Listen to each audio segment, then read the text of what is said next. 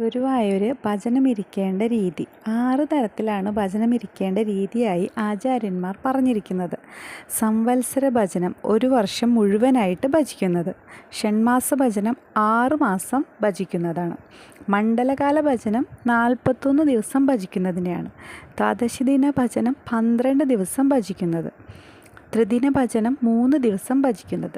ഏകദിന ഭജനം 1 ദിവസം ഭജിക്കുന്നത്. ഇങ്ങനെ ഏതു തരത്തിൽ വേണമെങ്കിലും ഭജനമിരിക്കാം ഗുരുവായൂരപ്പൻ്റെ മുമ്പിൽ. ഇതുകൂടാതെ 7 ദിവസവും അല്ലെങ്കിൽ 9 ദിവസവും ഭജനമിരിക്കുന്നവരും ഉണ്ട്. ഭക്തൻ്റെ സൗകര്യാർത്ഥം ഏതു വേണമെങ്കിലും തിരഞ്ഞെടുത്ത് ചെയ്യാം. ഭജിക്കേണ്ട രീതി, ഭജനമിരിക്കുമ്പോൾ ശ്രദ്ധിക്കേണ്ട കാര്യങ്ങൾ. ഒരു ദിവസത്തെ ഭജനത്തിന് ഭക്തൻ രാവിലെ 2 മണിക്ക് എഴുന്നേൽക്കുക.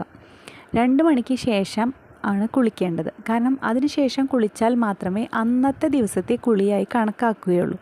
സാധിക്കുന്നവരാണെങ്കിൽ ക്ഷേത്രത്തിൻ്റെ രുദ്രതീർത്ഥ കുളത്തിൽ മുങ്ങി കുളിക്കുക. ശേഷം നിർമ്മാല്യ ദർശനം നടത്തുക.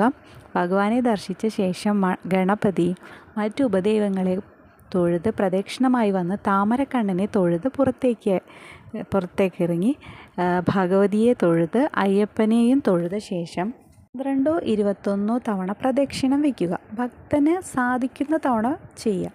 വിഷ്ണു സഹസ്രനാമം ജപിക്കുക. ശ്രീമദ് ഭാഗവതം, നാരായണീയം അറിയുന്നത് പോലെ സ്തുതിക്കുക.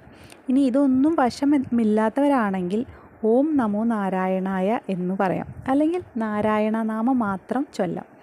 പുരുഷന്മാരാണെങ്കിൽ കഴിയുമെങ്കിൽ ഒരു ശയന പ്രദക്ഷിണം വയ്ക്കുക. സ്ത്രീകളാണെങ്കിൽ അടിപ്രദക്ഷിണം ചെയ്യുക.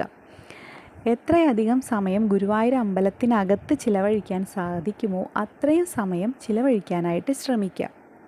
കഴിയുന്നത്രയും പൂജകളിൽ ദർശനം നടത്താനായിട്ട് ശ്രമിക്കുക. ചുറ്റമ്പലത്തിൽ ഒരു സ്ഥലം കണ്ടെത്തി അവിടെ ഇരുന്ന് നാമം ജപിക്കുക.